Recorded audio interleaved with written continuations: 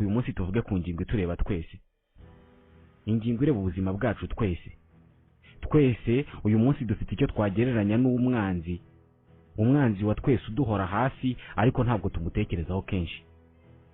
Biragoye kumurwanya, asa n'ufite ibyiza kandi biryoshye twese dukeneye. Ni umweru, rimwe na rimwe aragaragara ubundi akaza yihishe, gusa buri munsi iyo uhuye nawe wumva mutarekurana. Isukari murayibuka?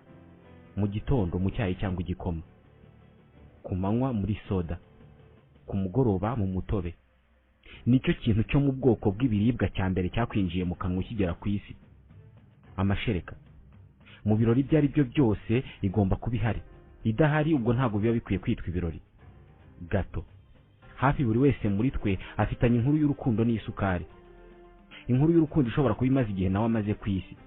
Buri gihe aho uri hose isukari bihari kugira ngo ihindure uburyohe bw'ibyo kurya cyangwa se ibyo kunywa. Rimwe na rimwe ikanahindura uko wiyumvaga, igahindura ubuzima. Uko urya nke niko wumva ushaka kurya iyindi. Isukari yaba ari ikiyobyabwenge? Ku isi hapfa abantu bangana iki mu mwaka umwe bazize isukari? Ni bangahe barwaye indwara zidakira kubera yo? Nitwa Ismael Mwanafunzi. Iki kiganiro cyitwa Waruziko, ni cya Radio Rwanda.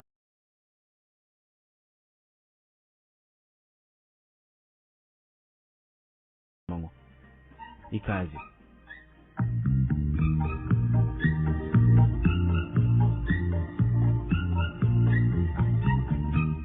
Uyu munsi hashize imyaka 9,000 abatuye isi bavumbuye ibisheke. Babibonye bwa mbere muri Nouvelle Guinée, ni mu majyaruguru ya Australia. Ikimera kimeze nk'ikibingo kiryohereye, abantu baryaga bakamira umutobe wacyo bagacira ibisigaye. Hashize imyaka 2,000 igisheke kivumbuwe, cyari kimaze gukwira mu bihugu byinshi bya Aziya birimo Ubuhinde, Philippines, Ubushinwa. Mu myizerere y'Abahinde ikimera kiryoshye gutyo nta kuntu kitari kugira inkomoko ntagatifu. Batekerezaga ko ari ikimera gitagatifu, ndetse nibo babaye aba mbere mu kugikuramo ibindi biribwa biryohereye. Ibyo bakuragamo icyo gihe babyitaga sarkara. Sarkara ishobora kuba ariyo sekuruza w'isukari, sucre. Mu Burayi nta muntu wari uzi isukari, nta numwe. N'abari abakire kurusha abandi icyo gihe ntabwo bari bazi isukari.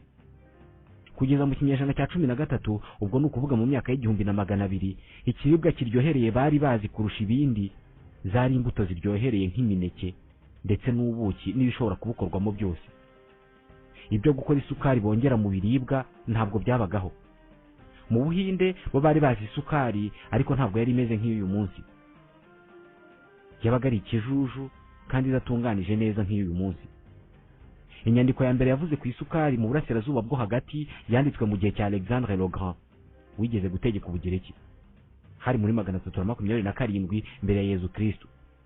Muri iki gihe umwe mu barwanyi be bakomeye yari yarasize yanditse ubuhamya bw'ibintu yaboneye mu Buhinde. Ibintu yabonaga bimeze nk'ibitangaza. Mu nyandiko ye yaranditse ati, mu Buhinde bafite ikibingo kivamo ubuki bitagizwemo uruhare n'inzuki. Muri icyo kibingo bakoramo ikinyobwa kiryoshye cyane badakoresheje imbuto izo arizo zose. Ngubu ubuhamya bwa mbere bwatumye abanyaburayi binjiza igisheke mu Burayi nk'intambwe ya mbere yo gukora isukari. Ngiyi inyandiko yatumye habaho isukari. Isukari ikorewe mu ruganda iki gihe bayitaga sucre blanc. N'ubu hari abayita gutyo kandi ntabwo yabonekaga byoroshye. Bayigurishaga mu mafarumasi cyangwa se mu maduka acuruza imiti. Ukagenda bakagupimira ku munzani agasukari gake cyane, yari nka zahabu. Yatangiye kujya mu maduka ari uko Napoleon Bonaparte afashe ubutegetsi mu Bufaransa agatangira kwigarurira Uburayi. Turi mu myaka y'1800. Isukari yahise ihinduka igicuruzwa cy'agaciro ku rwego mpuzamahanga.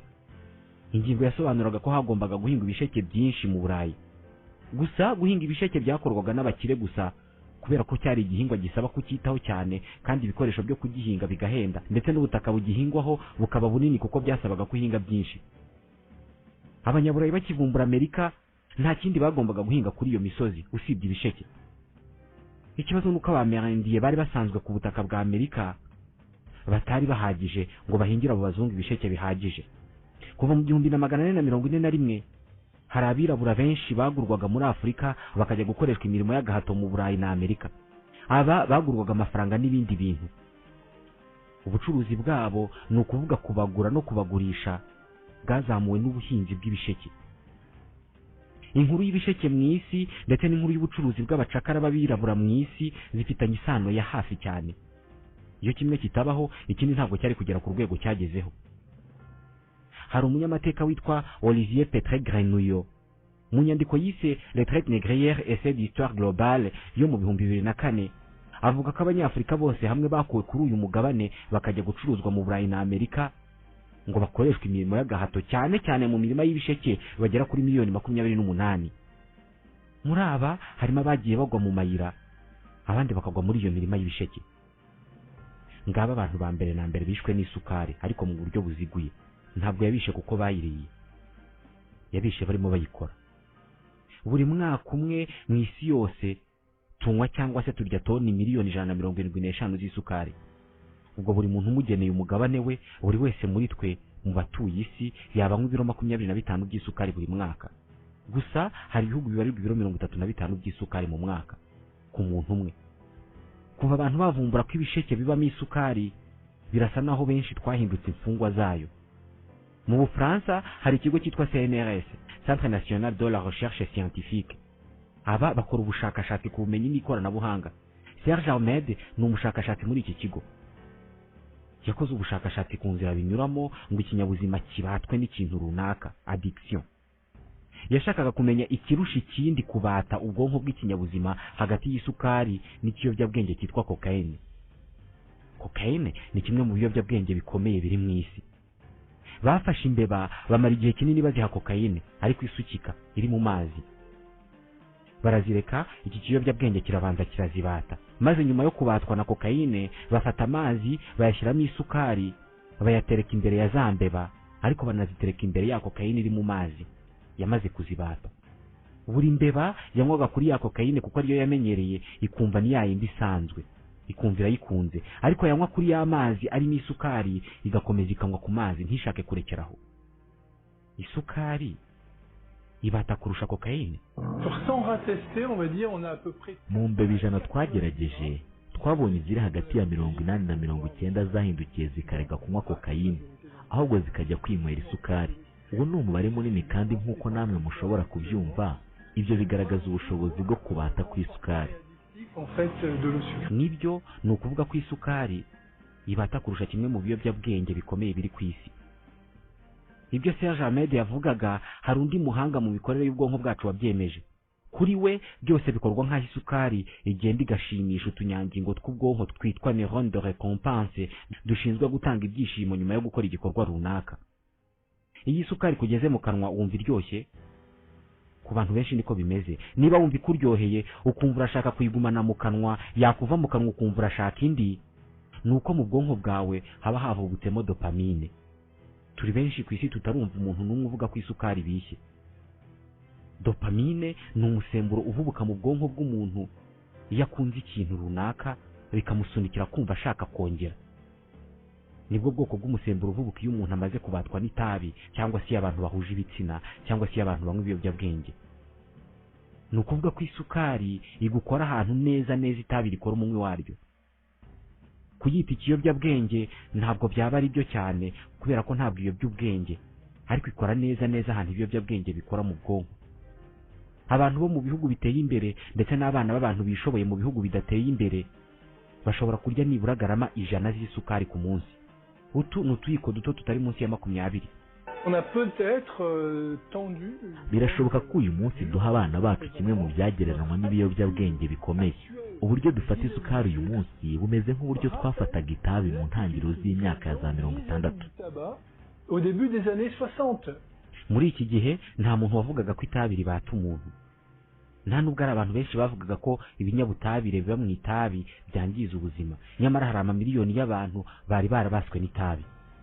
Kera hanakozwe ubushakashatsi harebwa niba koko itabi rishobora kuba isoko ya kanseri. Nibyo, hari imyaka abantu batari bazi ko itabi ari ribi. Sukari ni ubwoko bw'ikiribwa. Ikiribwa kigizwe n'ikinyabutabire cyitwa saccharose. Saccharose nayo igizwe n'ibikomoka ku butabire bibiri bizwi nka monosaccharide. kimwe cyitwa glucose, ikindi cyitwa fructose. Iyo uriye isukari cyangwa se ikintu kiryohereye kigera mu kanwa kikivanga n'amacandwe ukumva biraryoshye, uhita umira ya sukari igafata urugendo runyura mu muhogo rwerekeza mu gifu. Iyo yari isukari ifatika cyangwa se iri mu kintu runaka kiribwa cyangwa se kinyobwa, igera mu gifu ikarangiza igikorwa cyayo cyo kuyenga mu buryo bwuzuye, ikaba itagifatika. Iyo igeze mu mara ahaba hari imisemburo yitwa enzyme ihita icagagura ibigize ya sukari. Isukari yari igizwe na saccharose, ari igizwe na fructose na glucose. Enzyme zihita zishyira glucose ukwayo na fructose ukwayo. Ibi ni bya bindi bigize saccharose nyine, ariyo sukari. Iyi fructose na glucose zinyura mu mara zikinjira mu maraso. Iyo zirimo kwinjira mu maraso, fructose ihita ihinduka glucose. Muribuka saccharose igizwe na fructose na glucose, gusa mu kwinjira mu maraso biba byabaye glucose yonyine.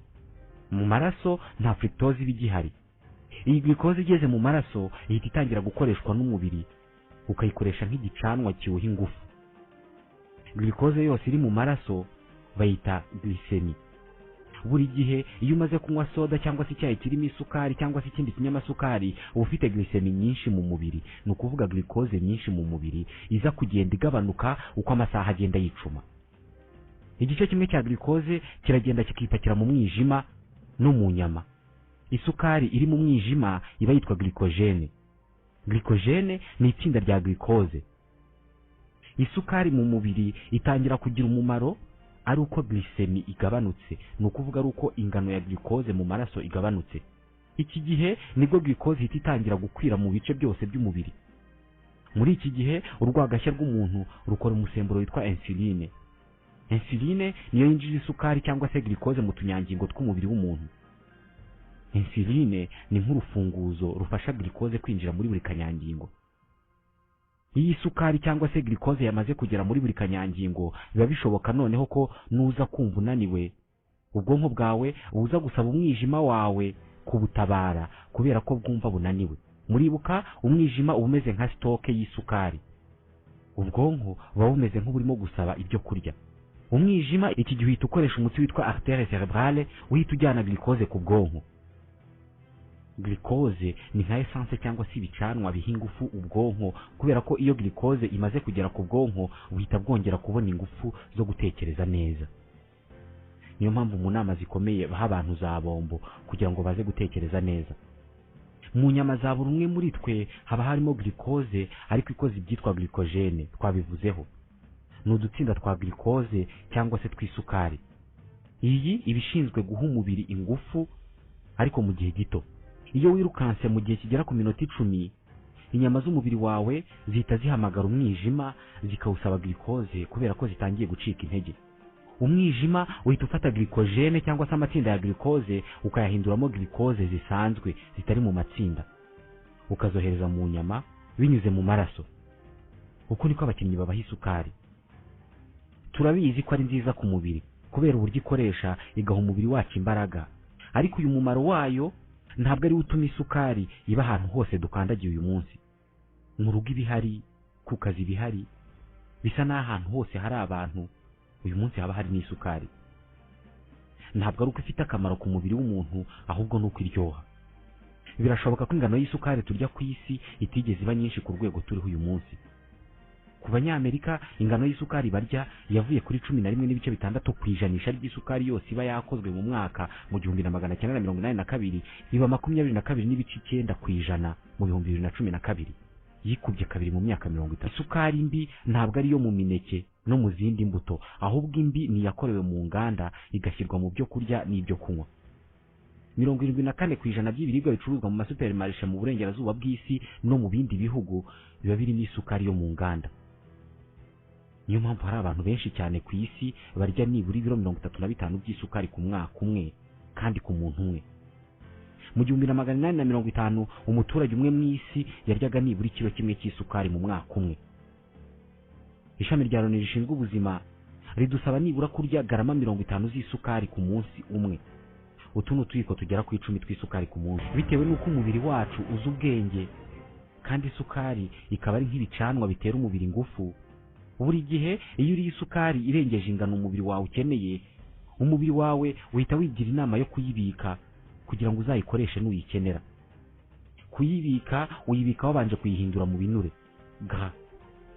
Umubiri w'inyamaswa z'inyamabere zose ubuze ubwenge bwo kwibikira ibyo kurya ku buryo igihe uzabikenerera uzahita ubibona byoroshye aho wabibitse. Ni ukuvuga ko iyo uriye isukari nyinshi uba uhaye umubiri wawe isoko y'imbaraga irenze iyo ukeneye, umubiri wawe ugahitamo kuyibika wayihinduye ibinure. Ariyo mpamvu isukari itera umubyibuho utari ngombwa. Uyu munsi abanyamerika 40% babyibushye bikabije, hafi 1/2 cy'abaturage bose. Ni igihugu cya za supermarché. Abantu basobanukiwe cyane iby'umubiri n'imikorere yawo, isukari bajya banayita glucide, kimwe mu bikomoka ku butabire biba mu biribwa bitandukanye. Isukari cyangwa se glucide ushatse wavuga ko ari kimwe mu bitunga umubiri biba mu byo kurya. Ni ubwoko bw'igitunga umubiri kirimo ibice bibiri. Hari ibyitwa glucide simple n'ibyitwa glucide complexe.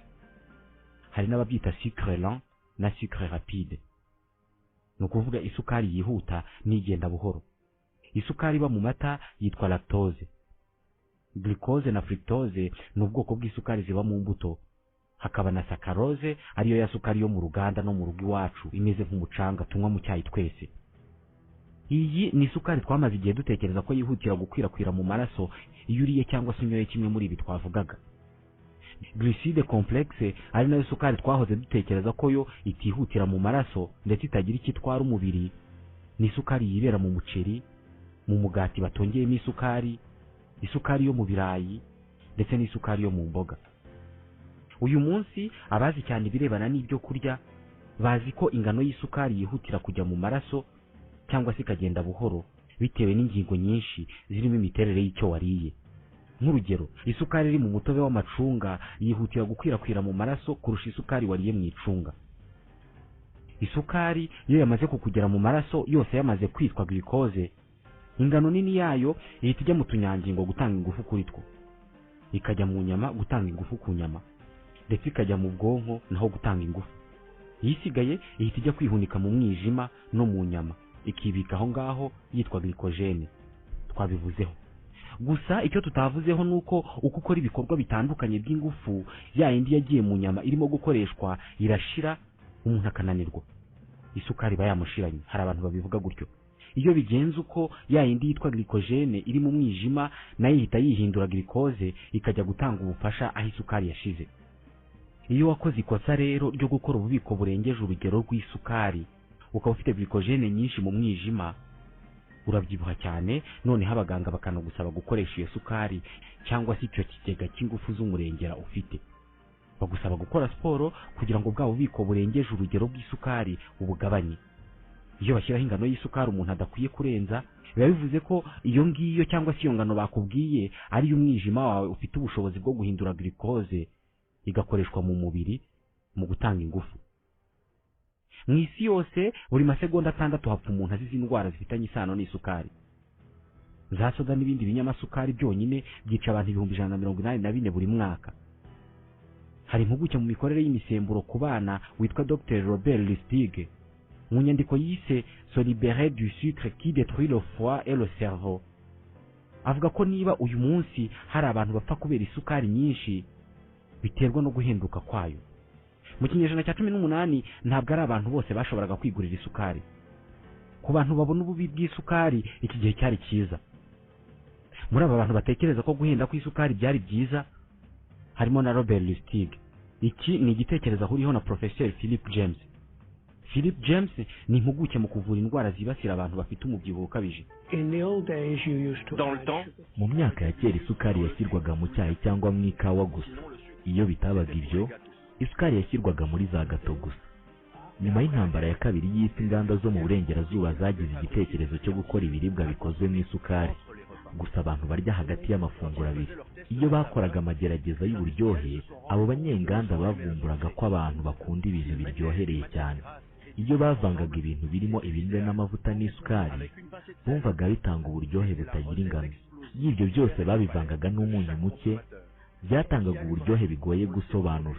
ufite ubushobozi bwo kureshya no gufungura zone y'ibyishimo mu bwonko. Twebwe abaganga n'impuguke mu mirire byadufashe igihe kinini kugira ngo tuvumbure ko ubwonko bwacu butaremwe mu buryo umuntu arya utwo kurya duke duke buri kanya.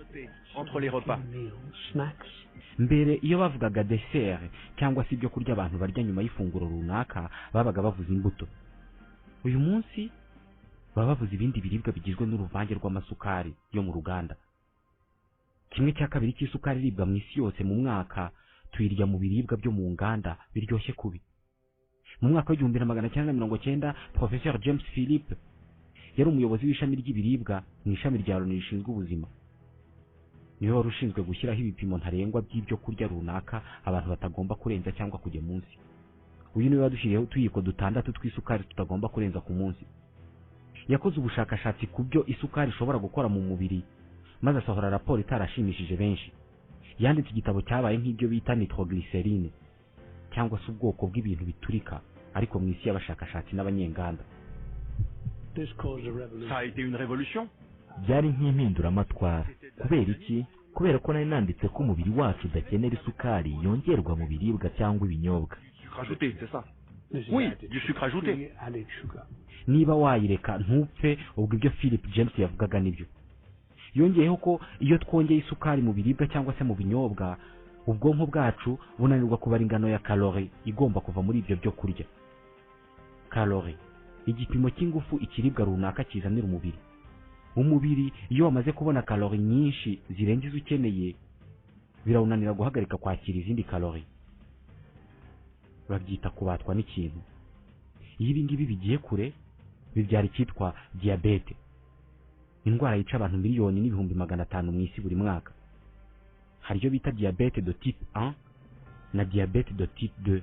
Ni ukuvuga diabete y'ubwoko bwa mbere n'iy'ubwoko bwa kabiri. Iyo mu bwoko bwa mbere yibasira cyane abana kubera ko nta karande. Umuntu arayivukana, mu gihe iyo mu bwoko bwa kabiri iyo umuntu ayirwara bitewe n'ibyo yariye cyangwa se n'ubuzima yabayemo cyangwa n'imyitwarire yagize. Kera cyane mu gihe cy'Abagiriki nibwo hari abantu barwaraga maze abaganga basuzuma inkari zabo bagasanga isukari mu nkari. Abaganga icyo gihe bapimaga inkari z'abarwayi bakoresheje akanwa kabo. Diabete de type 2 ni ukugira ingano y'isukari y'umurengera mu maraso. Abantu benshi bayirwaye baba banafite umubyibuho mwinshi. Bahora bipima basuzuma ingano y'isukari iri mu maraso yabo, ndetse hari abitera inshinge nyinshi ku munsi. Buri mwaka hapfa abantu miliyoni n'igice, ariko abayirwaye bose mu isi ni miliyoni 425. Ni indwara abantu bashobora kubana igihe kirekire. Umuntu muzima utarwaye diabete mu maraso ye haba harimo garama ziri hagati ya 0.8 n'imwe n'igice kimwe muri buri litiro y'amaraso. Niba dufite litiro 5 z'amaraso, umuntu muzima ntabwo arengeje garama 5.5 za glucose cyangwa se z'isukari mu maraso ye. Buri gihe iyo mu mubiri wawe hagezemo isukari irengeje garama 1.5 muri litiro y'amaraso, nibwo urwagashya rwawe ruhita rutangira kuvura insuline. Umusemburo ukora nk'intumwa uhita ujya kubwira ubwonko ngo bugabanye ingano y'isukari iri mu mubiri. Ubwonko buhita butegeka ibice by'umubiri byose gufata kuri ya sukari. Inyama zifataho ndetse n'ibindi bice by'umubiri nabyo bigafataho nkeya. Uku ni ku rwagashya na insuline ruvubura bigira uruhare mu kugabanya isukari mu mubiri cyangwa se glycemie.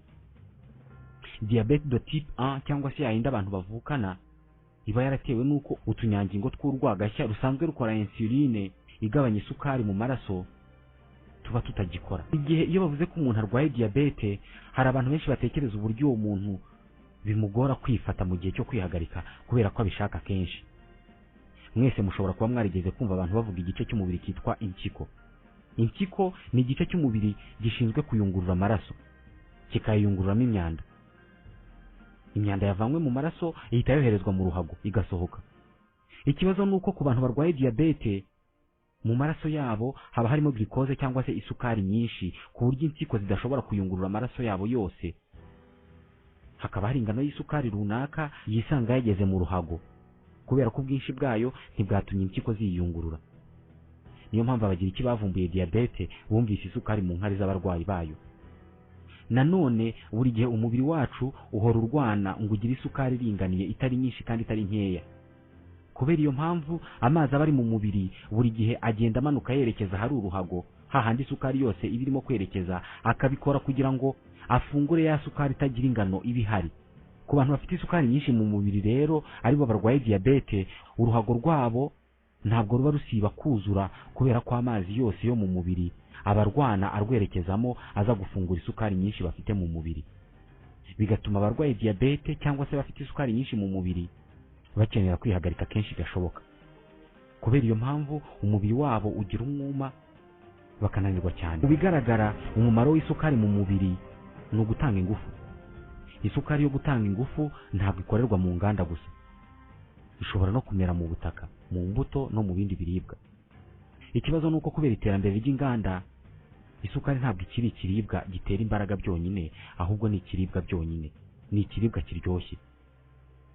Ntabwo ari abantu benshi barya cyangwa se bakongera isukari mu byo kunywa n'ibyo kurya kubera ko ifite akamaro mu mubiri, ahubwo benshi tubikora kubera ko iryoha. Naha dusorera ikiganiro waruzi ko cy'uyu munsi. Ikiganiro cya Radio Rwanda mukurikira ku cyumweru 2:00 za mu gitondo, ku wa kabiri 2:00 z'umugoroba no ku wa gatandatu 7:30 z'amanywa. Nitwa Ismael Mwana.